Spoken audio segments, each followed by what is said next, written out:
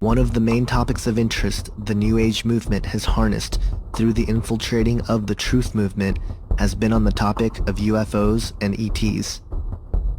Many of these folks, like David Wilcock, David Icke, Jordan Maxwell, and many others, have in fact verified the concept that the UFO phenomenon is not necessarily flesh and blood beings, but are a race of highly evolved spiritual entities who have attained what we refer to as godhood and power over the elements of nature and physics of which we are currently limited to.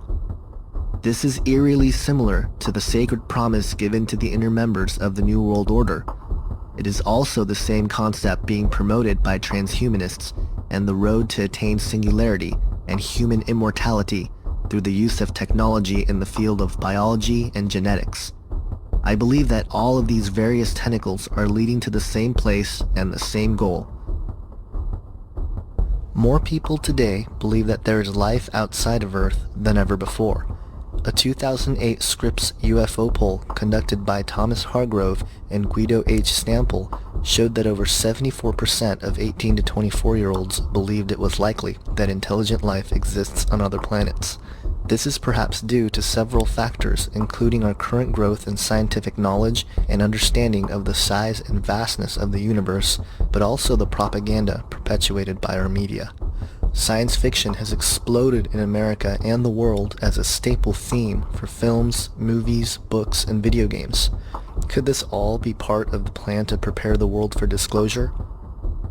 I think the New Age, as well as the mainstream sort of media, and I mean like movies and television shows, and everybody's been shoving this alien UFO thing down our throats because it has so many uses for the Antichrist system.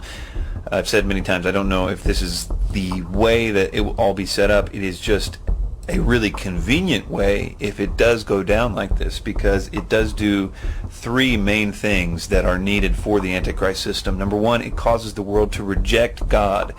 We've been sold this erroneous idea that if aliens exist, then God doesn't. So the headlines the day after would read, God proven wrong or whatever. The whole world would be united in its rejection of God overnight. So that certainly would play in, obviously, to the biblical account of this world order at the end of time. Also, we would believe ourselves to be God. This one would take a little bit longer to sink in, but the idea that aliens, in a real sort of evolution kind of way, just evolved, and that it could be sold to us that they were somehow our creators in the sense that they genetically modified us, or they might have some excuse to the origin of life or something to that effect. Ultimately, we would see them as gods in the sense of their perhaps abilities or their technological advancement, and it really depends on this point of how and what they say about us, if they say anything, or if in the discovering of them that it is implied in some way that we ourselves could be like them and therefore like gods. And that really goes into the third part, which is the evolution. I think that this concept of evolution is crucial to so much of what the Antichrist system does, especially the genocide based on belief system that happens in the end time scenario, really requires, as it did in the Third Reich, an idea of evolution. There's a concept that there's certain people that are not fit for the new system, the new evolution. They were sort of helping humanity evolve by the elimination of those that weren't ready for the new age, the new world. Hitler believed in the fifth root race of Blavatsky, but yet I think this new system is going to have a very unique version of evolution. And of course, the appearance of aliens really validates that on a worldwide scale. No longer do you have to, have this sort of underground preaching of theosophy as it was in Hitler's time, but rather the whole world is united in this understanding, or perceived understanding, of potential evolution coming. After all, the aliens are here. We can be like them. They just simply evolved like we have the potential to do. We can become like them. We can communicate telepathically or whatever, as long as we are willing to take that next step. And there's this great precipice that we're now at this ability to move to this next level, but it's all going to be in the context of, God has just recently been disproven, but yet there will be people on Earth that can't quite go with the new system because they're stuck in the old paradigm of God does exist and the Bible was accurate and these aliens are a deception. Those people will be presented as enemy number one and will be viewed as the thing that's holding us back from the potential evolution.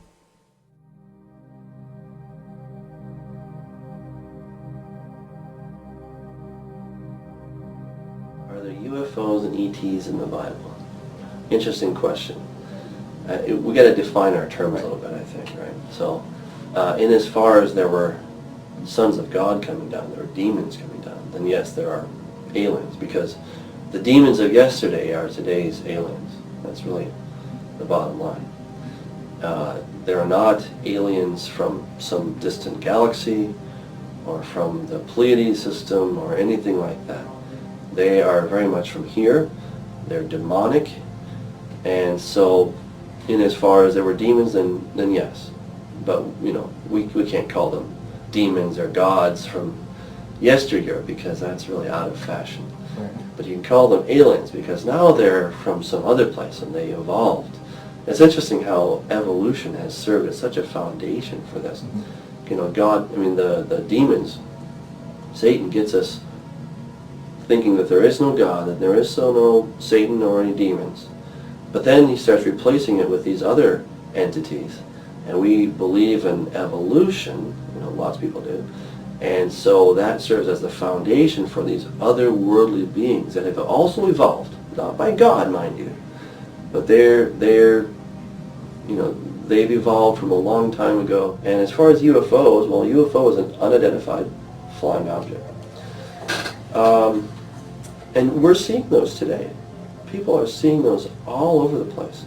And generally what they look like is just some kind of a white light. It's a white ball of light or something like this that's floating around in the sky. And people will say, oh, it's a kite. Now we can all see what a kite looks like. They're not helicopters. We know what helicopters look like. We're not stupid, right? Neither are the people that take all these videos. And you can watch them on YouTube, and there's just thousands of them. And, I'm sure there's a few pranksters out there, right? But sure, but still, just the quantity and even the quality of the video is such that you're like, wow, that's really amazing. So in the Old Testament, you find places where the heavens were opened. For example, in 2 Kings chapter 6, Elijah and his servant are surrounded by the Syrians. They wake up one morning and the servant goes outside and he sees all these guys. He's like, oh boy. He goes back in and says, Master, we're done. And Elijah, he's just very calm and he prays, oh Lord, I pray you'd open his eyes. And so God opens the young man's eyes and he looks all around him and he sees these horses and chariots of fire. Now that's interesting. Why would God need to use chariots of fire? Well, I don't know the answer. I mean, you'd think you could just go, kind of Star Trek kind of thing. You go from here to there. But for some reason, in that other dimension, you have horses of fire, you got these chariots of fire, and these things are going around. And in some way, I would suspect that the demons are kind of doing the same thing. I don't know if they're on horses of fire necessarily, but when they materialize, they look like these fiery white orbs. And, however they're transporting themselves, I don't know. But it's not like they can just think it and they're there, but they have to somewhat travel. They have to traverse through whatever medium, the spiritual medium or through the physical medium. They're actually moving about. So, again, I wouldn't say that we have, what we call technical UFOs back then, but you did have these horses and chariots of fire in that angelic spiritual realm. There's movement going on. Angels have wings. Again, why would they have wings? Right? Is there air in that? These are questions we just don't know. Right. We just don't know the answer to these things. But still, there's a function for these things. If they have wings, then they must need them. If there are horses and chariots of fire, then they must need those in some capacity that I don't understand. And we're not really told. But still, there it is. So, what we're seeing today is a resurgence. We're not so much a resurgence, we're seeing a breakthrough of that realm into our own. And those demons are coming through. Somehow they're being able to manifest in this realm. I don't know how they do that, but they're doing it. They're manifesting, and they're up in the skies. I mean, millions of people have seen these things. Right. You even have sort of more famous people like Ronald Reagan. Mm-hmm. He claimed to have seen something a number of times. Jimmy Carter, Barry Goldwater, Douglas MacArthur. All right, just to name a few of the presidents. You have other world leaders. You have Michio Kaku, who's a real famous physicist. Let me make a prediction, and that is sometime by mid-century, we might make contact with an intelligent civilization in outer space. Plus you have, just lots and lots of astronauts. They say that every time that we had a mission, we were being followed by something. We were being watched. We saw some craft. We saw something. Right? And you can watch some of these videos that have been released by NASA, and you can see these things out there, right? So there's definitely something out there. The question is, what is it? Scholars with no religious affiliation who have looked into this topic of UFOs and ETs for several decades have come to very interesting conclusions. Jack Vallée, a venture capitalist, computer scientist, author, ufologist, and former astronomer who helped build the precursor to what we know as the Internet, has studied the UFO phenomenon for over 3 decades. After looking into the relationship between UFOs, cults, religious movements, demons, angels, ghosts, and psychic phenomenon, Vallée changed his proposed hypothesis from the UFO phenomenon being an extraterrestrial origin, in other words, craft and beings from another planet or a faraway galaxy, to a multi-dimensional visitation hypothesis, or interdimensional. In his book, Messengers of Deception, Vallée states, quote, "Human beings are under the control of a strange force that bends them in absurd ways, forcing them to play a role in a bizarre game of deception." End quote. Later in the same book, he states, quote, "The UFO phenomenon represents a manifestation of a reality that transcends our current understanding of physics. The UFOs are physical manifestations that cannot be understood apart from their psychic and symbolic reality. What we see in effect here is not an alien invasion. It is a control system which acts on humans and uses humans." End quote. J. Allen Hynek, a U.S. astronomer, professor, and ufologist, best remembered for his contributions in the field of UFOs and acting as scientific advisor to UFO studies taken by the U.S. Air Force, again came to same conclusions of the UFOs and alleged extraterrestrial phenomenon. In his book, Edge of Reality, he states, quote, "If UFOs are somebody else's nuts and bolts hardware, then we must still explain how such tangible hardware can change shape before our eyes, vanish in a Cheshire cat manner, not even leaving a grin, seemingly melt away in front of us, or apparently materialize mysteriously before us without apparent detection by persons nearby or in neighboring towns. We must wonder too where UFOs are hiding when not manifesting themselves to human eyes." End quote. The overall consensus seems to be that these crafts which are being seen have the ability to manifest as physical objects and at the same time manipulate time and space as to become invisible or perform aerial maneuvers that defy our current understanding of physics and nature. The deeper side to this phenomenon are the abduction accounts recorded by millions of people all over the world, regardless of time, race, culture, and upbringing. Dr. John Mack, professor at Harvard Medical School, a psychiatrist and writer, also looked into the UFO and abduction phenomenon for several decades and came to similar conclusions as Vallée and Hynek. Although he recently passed away, his contributions to the study of ufology and alien abductions is highly touted and greatly respected. He states in an interview with Nova Online when asked if the phenomenon is literally physical or psychological, stating, quote, "Yes, it's both. It's both literally physically happening to a degree, and it's also some kind of psychological, spiritual experience occurring and originating perhaps in another dimension. And so the phenomenon stretches us, or it asks us to stretch to open to realities that are not simply the literal physical world, but to extend to a possibility that there is other unseen realities from which our consciousness, our, if you will, learning processes over the past several hundred years have closed us off." End quote.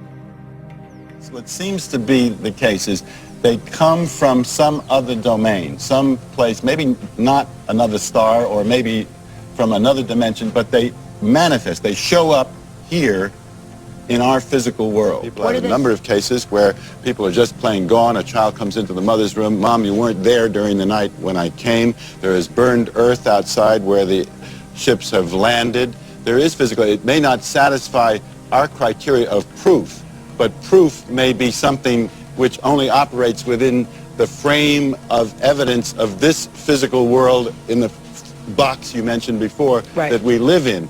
This is what's going on here is something in some ways more subtle. In other words, something that's coming from another dimension into our world, which is very commonly experienced in other cultures, but not in this culture. John Mack, who recently passed away, but he was at Harvard, and according to his own testimony, he says, I was not a believer in this thing. He wasn't trying to prove anything. He just kept hearing about these things. So he came to this conclusion that these were real physical abductions. Very, very slowly he came to that conclusion. And rather skeptically. He didn't want to come to that conclusion. But eventually the data was so much that he could not overcome it. And he had to just say, well, it's happening. Something physical is happening. Dr. David Jacobs has done similar research.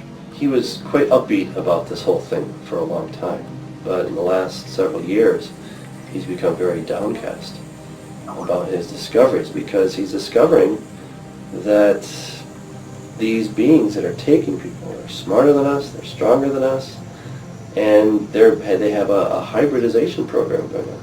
Right. That they're creating a hybrid race to take over, and he says at best we're going to be second-class serfs. So he's very discouraged, and I can see why. I think if you discover these things, and yet you don't understand that there's a greater power, which is Jesus Christ, who has a much better plan, then I would be extremely depressed. And in a way I'm sort of upbeat about the whole thing, because I see that we are getting very close to the end. Right. But it's also kind of scary. There's just crazy things going on. Dr. David Jacob, an associate professor of history at Temple University, specializing in 20th century American history and culture, has also studied the UFO and abduction phenomenon for over 40 years. In an interview with L.A. Marzulli in the book Alien Interviews, Jacobs comments on the alien abduction phenomenon, stating, quote, "This is a phenomenon that is either psychological or it is happening. There is very little in the middle. I have learned that the abduction phenomenon is vast, global, and it occurs with great frequency." End quote. Whitley Strieber, in his classic account of an alien encounter in the book Communion, records his experience with these entities, stating, quote, "I became entirely given over to extreme dread. The fear was so powerful that it seemed to make my personality become evaporate. Whitley ceased to exist. What was left was a body in a state of raw fear so great that it swept about me like a thick, suffocating curtain, turning paralysis into a condition that seemed close to death. I died and a wild animal appeared in my place." End quote. Then, in a later release in a book entitled Transformation, The Breakthrough, he dives deeper into the experience, stating, quote, "Increasingly, I felt as if I were entering a struggle that might even be more than life and death. It might be a struggle for my soul, my essence, or whatever part of me might have reference to the eternal. There are worse things than death, I suspected. So far, the word demon has never been spoken among the scientists and doctors who were working with me. Alone at night, I worried about the legendary cunning of demons. At the very least, I was going stark, raving mad." End quote. Then later in the same book, he states, quote, "I felt an absolutely indescribable sense of menace. It was hell on earth to be there in the presence of these entities, and yet I couldn't move, couldn't cry out, couldn't get away. I lay as still as death, suffering inner agonies. Whatever was there seemed so monstrously ugly, so filthy and dark and sinister. Of course they were demons. They had to be, and they were here and I couldn't get away." End quote. According to many researchers in the field, and even the people who have directly experienced this phenomenon for themselves, all seem to agree that there is a spiritual element driving this phenomenon. It is clear that there is a metaphysical nature to the UFOs and the alien abductions themselves. Furthermore, the startling similarities with the phenomenon with the occult and other historical, mythological accounts of direct contact with demonic entities should be alarming. Jack Valet alludes to this concept, stating, quote, "The symbolic display seen by the abductees is identical to the type of initiation ritual or astral voyage that is embedded in the occult traditions of every culture. The structure of abduction stories is identical to that of occult initiation rituals. The UFO beings of today belong to the same class of manifestation as the occult entities that were described in centuries past." End quote. There is another angle to this phenomenon that is seldom discussed, but is very important to point out. That is the solution to help stop those who experience the alien abduction phenomenon. Joe Jordan, state-sanctioned director and field investigator for MUFON, through his investigation at CE4 Research Group, has discovered that calling upon the name of Jesus Christ during the abduction can make the experience stop instantly. On their website, ce4research.com, the mission statement states, quote, "The mission of CE4 Research Group is to share with the world the most powerful evidence known that exposes the alien entities for who they really are. The evidence is in the testimony of those who have overcome the experience, the oppression, the bondage, the harassment, the control, the lies, the deception that these entities perpetuate by calling out in the name and authority of Jesus Christ. Through this evidence of these testimonies, we will be able to help others. The world asks for this evidence, and we will give it to them." End quote. A lot of the people that have seen my videos know my testimony of how it all started with one book. On a vacation trip to visit my brother, I picked up one book, UFO Crash at Roswell, and it was like opening a doorway into something that would totally change my life. And it has, and it's changed a number of times since then, but that one started it. It put me on a quest to find out what this UFO phenomenon was about. And like I said, I came into it as an agnostic with an open mind and what I thought was total objectivity, and became a MUFON investigator. Was doing UFO investigations, sighting investigations for a few years, and then got caught up in what is called the New Age belief system and metaphysical studies, because, you know, it's part of this UFO phenomenon. It goes hand in hand. I was caught up in all of that too, and it changed my worldview again, from being, you know, an agnostic humanist to one who was into the New Age and actually practicing these metaphysical studies myself. And I was able to see the UFO phenomenon through another set of eyes. And then in 1996, I was shown the true gospel, where it actually caught my attention, and I accepted Jesus Christ as my Lord and Savior in November of 1996. And now I was able to look at this phenomenon in yet another set of eyes. So initially, was this what I was looking for? No, it was not. Well, the first case I came across, I actually had interviewed this gentleman who claimed to have had an abduction experience, along with other sighting experiences and other what he felt were abduction experiences too. But we decided to interview him, and this was 6 months before I became a Christian. This was in the middle of 1996 that we did the interview with him.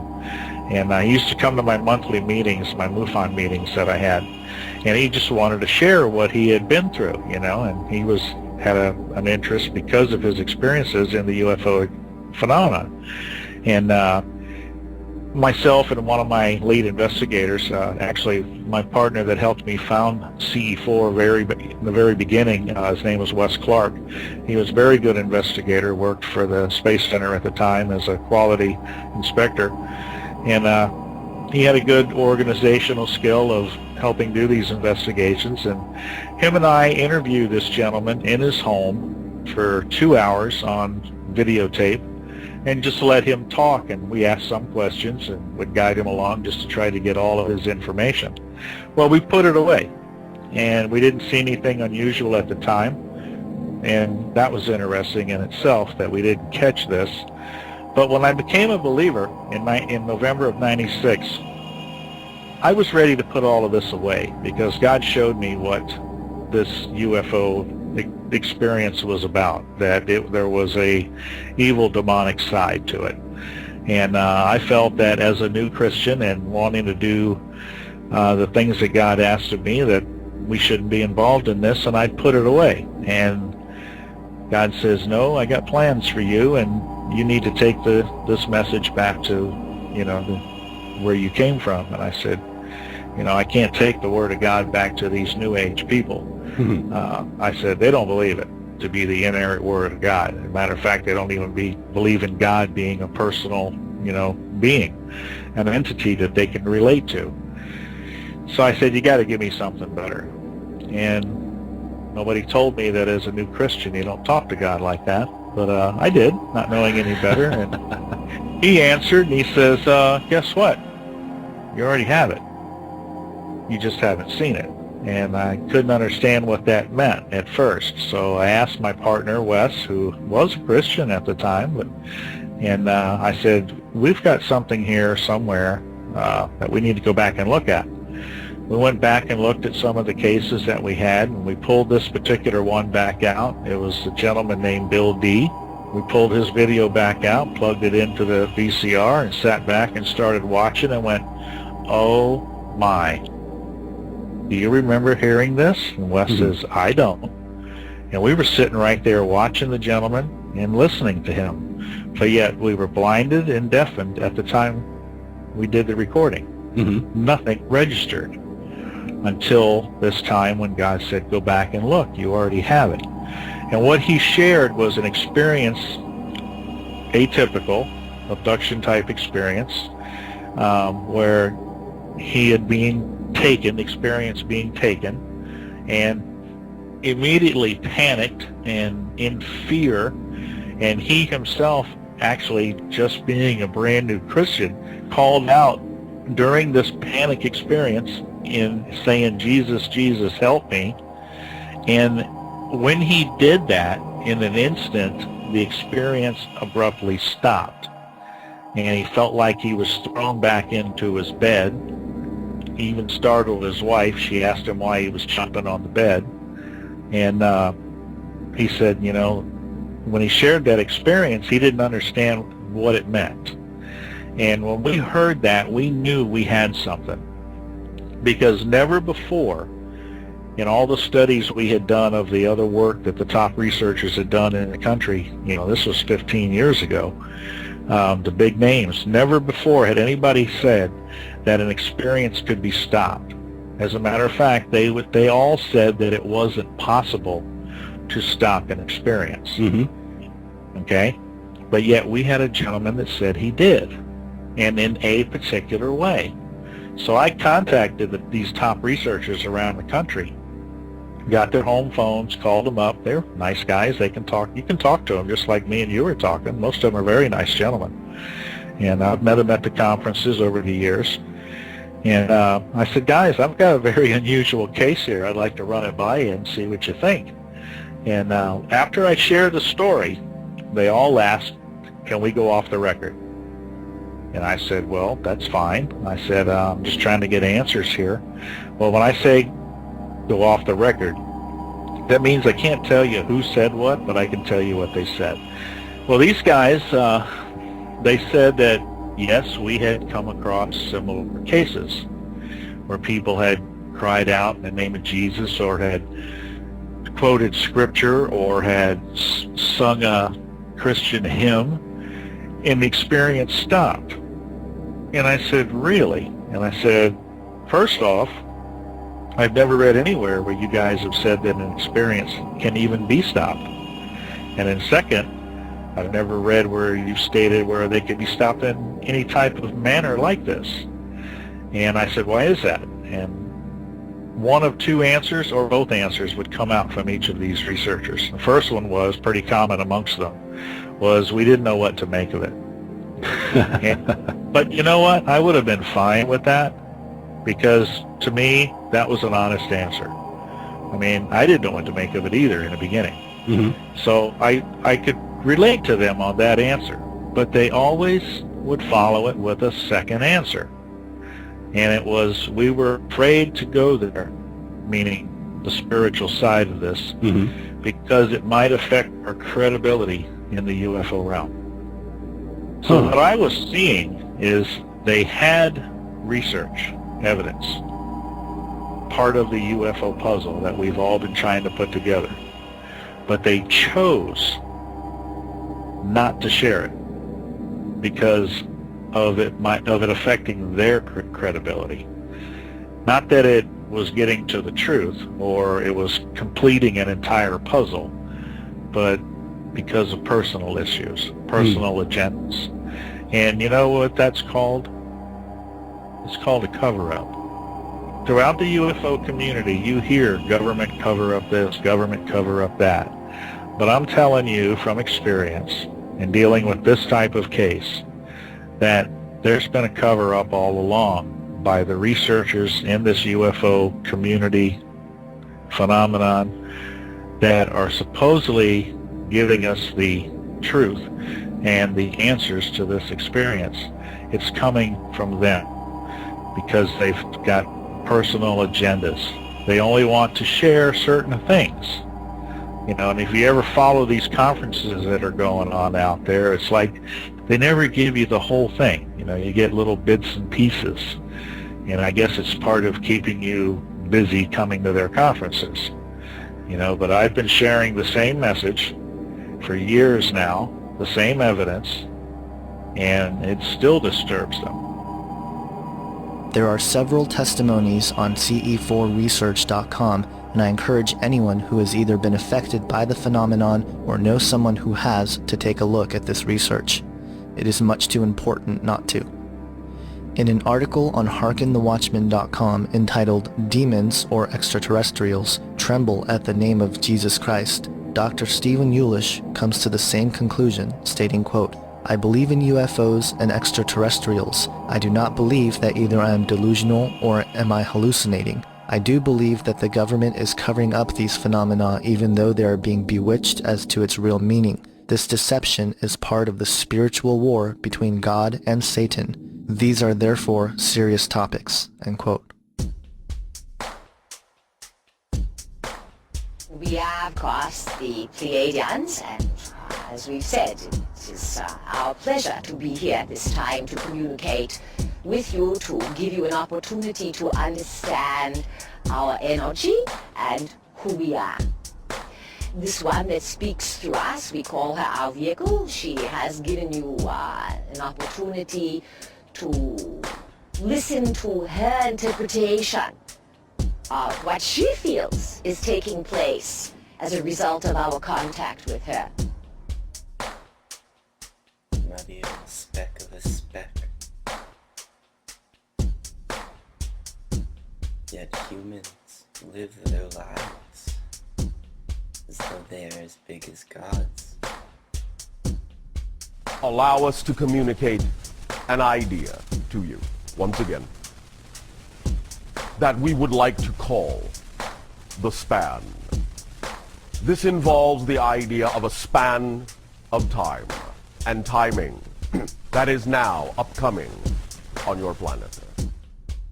Although many direct experiences with these entities do seem to entail dread and negativity, there are plenty of accounts of positive experiences. Most of these experiences are found within the New Age movement, where the experiences are not direct physical contact, but rather spiritual through a process called channeling.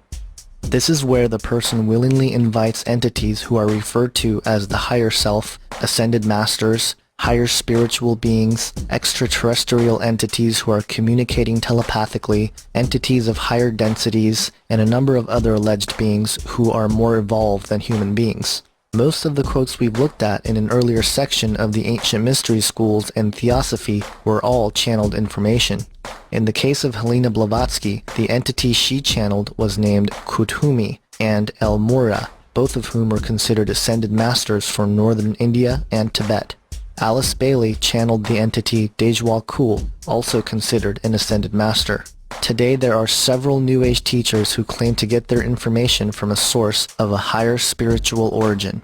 David Icke claims he channeled entities he refers to as the guides. And one great example of the way this works I came across, which the beings, which we call the guys, told us about. You call them the guys? The guys, yeah. It's not the beings like Taro, Rakoski, and that's right. Right. Yeah. Now he was Jesus' father, Rakoski. That's right. And Merlin as well. Part of him was, yeah. That's right. The aspects. David Wilcock claims he channeled an entity named Ra. I am Ra. It is an honor and a privilege to greet you this day in the love and in the light of the one infinite Creator. Resonant raindrops, liquid light cascading down in a panoply of shapes and colors, unbeknownst to the conscious mind. More and more people are beginning to claim that they are channeling Jesus Christ as well. Certain aspects of Christianity in that organized religion that really belabors, and I don't mean that in a negative way, but the suffering that Jesus may or may not have experienced while he was on the cross. And in meditation about 2 years ago, he actually came to me in meditation. I wasn't asking for him to come forward, but it was a very, very powerful experience where he actually allowed me to feel what it was like on the cross. I was looking down, I could see the pin in my feet as they were crossed, and it was so emotional. I felt and experienced no pain. Mm-hmm. There was pain associated with it. This is very similar to mediumship and psychics who claim to be able to contact the dead through telepathic means. It is quite clear that the Bible explicitly prohibits the practice of divination, mediumship, and other spiritual practices which allow one to have direct contact with entities from another realm. In Deuteronomy 18:10-11, it states, quote, "Let no one be found among you who sacrifices his son or daughter in the fire, who practices divination or sorcery, interprets omens, engages in witchcraft or casts spells, or who is a medium or spiritist, or who consults the dead." End quote. But why is this so? Plenty of people who channel or have what are called gifts are happy with their ability to do so and would even go as far as to say that God gave them this ability for a greater purpose to help the world. It is my firm belief that God can take any situation and turn it into good. However, like most things in the Bible that God tells us not to do, he is only doing so to keep us from harm. The problem with channeling is that there is no way to know whether these entities which are being contacted are from God, as some suggest, or are counterfeits, in other words, demons working for Satan. It states in 2 Corinthians 11:14-15, quote, "And no wonder, for Satan himself masquerades as an angel of light. It is not surprising then if his servants masquerade as servants of righteousness. Their end will be what their actions deserve." End quote. Then in 1 John 4:1-3, it states, quote, "Dear friends, do not believe every spirit, but test the spirits to see whether they are from God, because many false prophets have gone out into the world. This is how you can recognize the Spirit of God. Every spirit that acknowledges that Jesus Christ has come in the flesh is from God, but every spirit that does not acknowledge Jesus is not from God. This is the spirit of the Antichrist, which you have heard is coming and even now is already in the world." End quote. God is not in it to try to take away abilities or keep us from enjoying the likes of astral projection, outer body experiences, remote viewing, and other such alleged abilities that are so common and popular in the New Age just because he is cruel and acting as a cosmic police officer. Rather, he is simply giving us warnings and informing us to test the spirits so that we can be sure it is from God to protect us from deceiving spirits who are in it to draw our attention away from God and away from Jesus and ultimately away from the true message of salvation. How many of these folks who channel entities actually exercise this basic principle? And for those who claim they are channeling Jesus Christ, well, I suppose it's possible, but in my opinion, not very likely. Why would Jesus go directly against his own teachings to send a message to someone? The bottom line is that we ourselves can have a direct relationship with Jesus not through channeling, but through a life of prayer. prayer is not channeling. The key difference is that with prayer, we ourselves are humble, coming before God, speaking to Him directly as ourselves. With channeling, one's own body and mind are taken over, where the entity enters the physical body to deliver a message. Again, this is very similar to a demonic possession. Demons do not have bodies. In fact, they seek to enter objects or the physical body as hosts. This is seen all over the Bible. On several accounts, the Bible speaks of demon-possessed people. In Mark chapter 5, a demon-possessed man replies to Jesus when asked what their name is, stating, quote, "My name is Legion," he replied, "for we are many," end quote. In Luke 4:35, we see Jesus casting out demons, where it states, quote, "Be quiet," Jesus said sternly, "come out of him." Then the demon threw the man down before them all and came out without injuring him, end quote. Later we see disciples of Jesus casting out demons in his name. Quote, "The 72 returned with joy and said, 'Lord, even the demons submit to us in your name,'" end quote. And in Luke 11:14, Jesus drives out another demon, stating, quote, "Jesus was driving out a demon that was mute. When the demon left, the man who had been mute spoke, and the crowd was amazed," end quote. The dangers of channeling are that you are allowing deceiving spirits enter into your body. It is dangerous not only for your own soul, but for others around you, such as friends and family. The danger is that it can lead to demonic possession and strongholds. It is my firm belief that exorcisms do not need to be performed exclusively by Catholic priests, as most believe, but can be done by those who have been saved by Jesus Christ. Many in deliverance ministries do this very thing under the name and authority of Jesus Christ. In 2003, a film crew for the WN Network filmed an exorcism of a demon-possessed girl. What you are about to see are excerpts from this broadcast.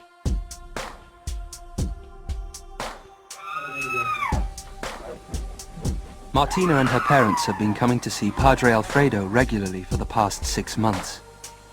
The family has turned to the exorcist in an attempt to solve problems which have troubled their daughter since she was 8 years old.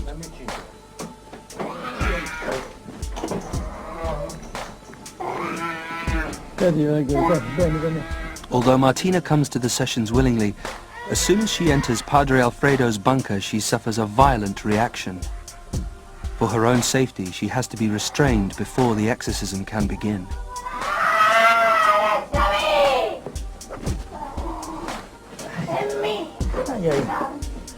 Oh, tu l'inferno, vai! Prende l'acqua, padre, prende l'acqua, là, prende l'acqua. Lasciami! Prende l'acqua. Sì, ci ho pensato, ma... L'acqua, l'acqua. Non ci ho pensato. L'acqua. Sta buona?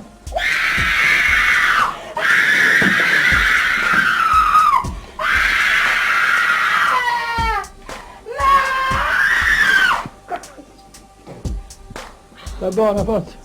Sì, professore Vincenzo, proprio nel nome del Padre, del Figlio e dello Spirito Santo. Ancora! Signore Gesù Cristo, figlio di Padre, Padre, ti ringrazio.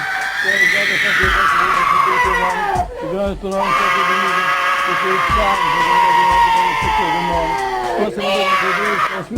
è di Cristo, è di Cristo, è di Cristo. Ecco l'acqua del Ave Maria, piena di grazia, il Signore è con te. Tu sei benedetta fra le donne. Murigno. Ave Maria, piena di grazia, il Signore è con te. Tu sei benedetta fra le donne. Benedetta Santa Maria, ma libera. Ma Maria, no, maligno, è Cristo più forte. Cacciali via. Di la verità. Di la verità a questa signora. Esiste o non esisti tu? Il demonio esiste o non esiste? Esiste il demonio! Come fai a dimostrarlo? Come fai a dimostrare che esiste? Tutto! Ma questo... Io esisto! E chi non ci crede bene! Ma